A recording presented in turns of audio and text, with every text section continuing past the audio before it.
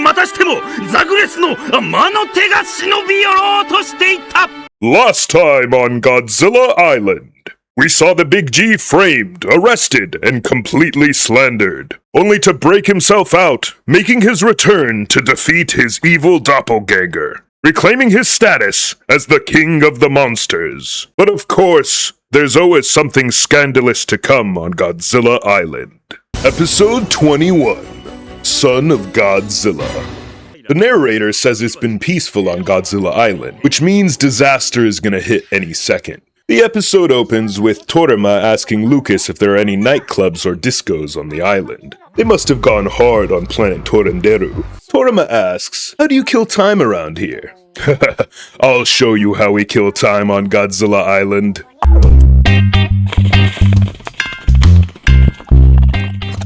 So Lucas and Toriyama start to squabble before Toriyama sees Godzilla's son, mistaking him for Jigora.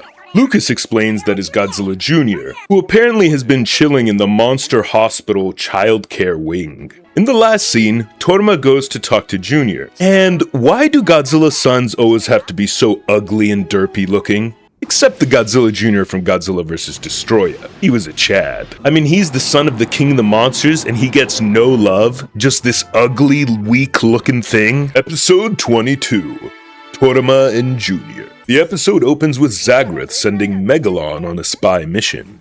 And holy shit, Megalon can talk? And just look at Zagreth's face here. I love how devious she looks. We switch to a gorgeous and vibrant sunset shot, where Toriyama is asking Junior some questions. But the show quickly reminds us of its dark contrast, when Toriyama tells Junior that all of her monster friends are dead. Look at Godzilla standing over there and watching Junior hang out with Toriyama like, slay! We switch to Megalon, who watches from the sidelines and reports back to Zagreth that Godzilla has a son.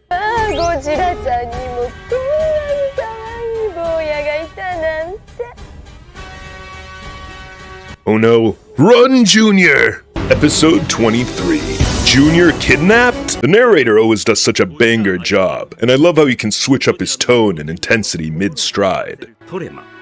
がしかしやっぱりそこにまたしてもザグレスの魔の手が忍び寄ろうとしていた。 Oh shit, they aren't messing around. Megalon captures Junior with a net in the first 10 seconds. And why is Megalon's horn pulsing like that? I think this makeover Zagreth keeps going on about is just her getting railed. Nothing glows up a person like that. We get an awesome shot of Megalon taking Junior back to their stronghold on Matango Island, in a scene that reminds me of the transfer of King Kong in the original King Kong vs. Godzilla. Toriyama bursts into the G-Guard command to announce Junior has been kidnapped, only to find a hologram of Zagreth giving her lists of demands to the commander. And it's really not important, but this random dub over Toriyama was really jarring. Zagreth orders the commander to disarm the command center and evacuate the base in 48 hours. Or else she's gonna tar and feather Junior and pike him? The commander ensures Toriyama they will not give in to Zagreth's demands, ordering Lucas to mobilize the satellite to locate where they are holding Junior captive. Episode 24, Operation Rescue Junior. So Lucas locates Junior on Matango Island. The commander announces the operation via title drop, and there's this beautifully cliche spy music playing.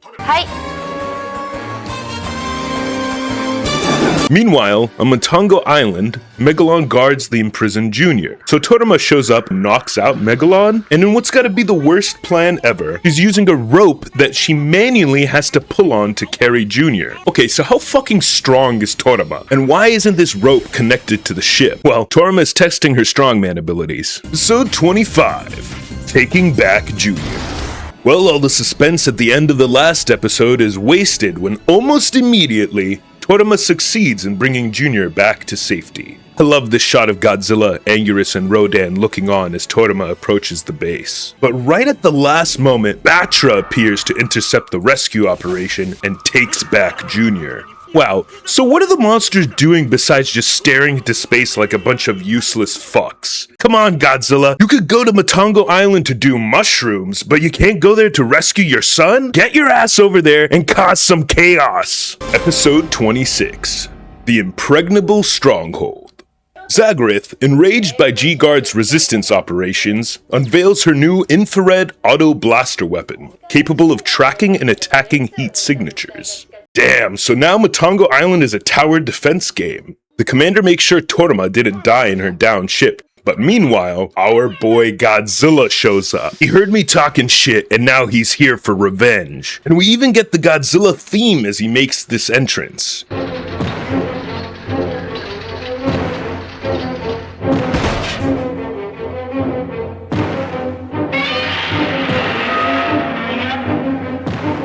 Toriyama calls for Godzilla to retreat, but there will be none of that. He marches forward as the blaster begins its assault. Episode 27, The White Flag of Regret. We interrupt this program to bring you a special bulletin from the South Pacific. At approximately 5:43 p.m., the King of the Monsters, Godzilla himself, was reportedly engaging in heavy beam exchanges with occupying Zagreth forces. Despite a fierce and sustained resistance, Godzilla was overwhelmed. Rodan was forced to intervene, airlifting the creature from the battlefield under extreme duress. G-Guard Command has since ordered a full withdrawal. Godzilla Island has been surrendered. We repeat, Godzilla Island has fallen.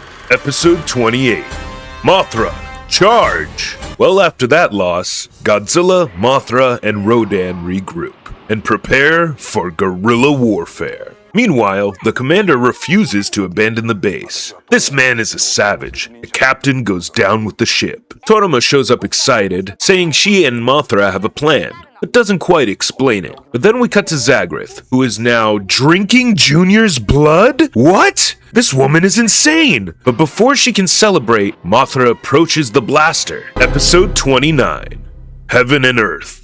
We open with Mothra's brilliant strategy. She uses her pollen to redirect the blaster, and it starts firing at Zagreth's own forces. And now, all hell breaks loose. Full-scale war on Matango Island. Godzilla and Rodan fucking jump Battra and Megalon. Look at the way Battra gets taken out here. And then the big moment. Godzilla destroys the blaster, and Toriyama shows up and stabs Megalon. This fight is chaos. The music is hitting, the action is flowing. This is what you want from a Kaiju story. Junior is freed, Zagreth is losing her mind, and just when you think it's over, she calls in Destroyer. Yeah, we're not done yet. Episode 30, Raise the Flag of Victory. Oh, come on. You're telling me we just let Destroyer pull up like this and start annihilating everybody? Destroyer is absolutely manhandling everyone. He savagely blasts Godzilla and knocks his ass to the ground. And then he starts throwing Junior around like a rag doll. Bro, leave the kid alone. I cannot handle another Godzilla Jr. death. Do not do this to me, Godzilla Island. Don't do it. Alright, good. I don't think it's gonna happen. Rodan tries to step in and gets smashed into a mountain. Godzilla is getting straight up bullied right now. It's kinda sad. Destroyer is just beating on him relentlessly. Then Mothra and Mogera try to intervene. And for a second it looks like they might turn the tide. But then Godzilla bucks him off. That was a clean grappling reversal. Absolutely tough from the King of the Monsters. And just when it looks like the fight is about to continue, Destroyer gets randomly disintegrated by the blaster? Bro, what? I thought we destroyed that thing. This show just said, yeah, it's still here, don't worry about it. But hey, we'll take it. Destroyer is gone, Junior is safe, and just like that, Godzilla Island has been liberated. G-Guard raises their flag high above the island once again, and we close things out on a much more peaceful note. Toriyama finally finds some closure, coming to terms with the trauma of losing her friends, and solidifying her bond with Junior. It's a really wholesome ending, and after all that chaos, all that war, and all that madness, we get a quiet little moment to breathe. So after 4 arcs of Godzilla Island, I gotta say, this was the most exciting one yet. The battle on Matango Island was legendary, a fierce battle with tons of monsters and chaos. They really raised the special effects for this arc with a great use of brawling beams and pure energy. It feels like a crescendo of everything the show has been building. When Godzilla makes his entrance with the main theme playing, I'm not gonna lie, I had a huge burst of energy. I was humming the Big G's theme song, I stood up out of my chair, and I was cheering for our boy Godzilla. It felt like a hero was making his entrance, and I was ready to charge in with him. This is Godzilla at his best, fighting for the island, fighting for G-Guard, fighting for his son. It's all good stuff. I also love that the show actually lets Zagreth win for a moment, and Godzilla loses. The island is surrendered. I never thought we'd see the day Zagreth wins. And that's fun to me, because a lot of shows like this would never let the villain win in any capacity, and sometimes that takes out the stakes and the fun of it all. The actress who plays Zagreth does a perfect job for this show. She's goofy, eccentric, over the top, and it works for this kind of villain. You can tell the actress is having fun with it, and the energy really comes through. And that's what makes Godzilla Island so special. It balances humor and ridiculousness in a really fun way. But then it hits you with real themes: war, tragedy, and loss. And it actually balances that really well. And although I'm usually against it, the anthropomorphizing of the monsters also adds a lot to this. It allows them to have a personality, interact with the story, and create moments you just wouldn't get otherwise. Like Megalon going on a spy mission. This show is honestly a hidden gem. It's creative, unique, and does things differently. It almost feels like a mix of Ultraman and Godzilla, but turned up on action and doubled down on the humor and goofiness. And the island setting is used better than almost any other Godzilla media. If I had one real complaint, it's the pacing and the short runtime.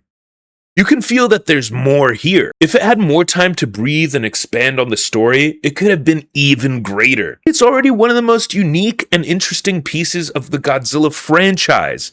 It just needed a little bit more room. In fact, it's actually inspired me to go back and recut it. So what I want to do is take out the intros and outros and turn each arc into one full episode.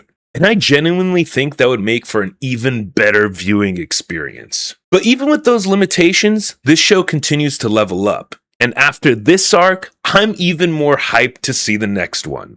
So thank you for joining me here at Kaiju Senki for our Godzilla Island review and retrospective. We'll see you next time.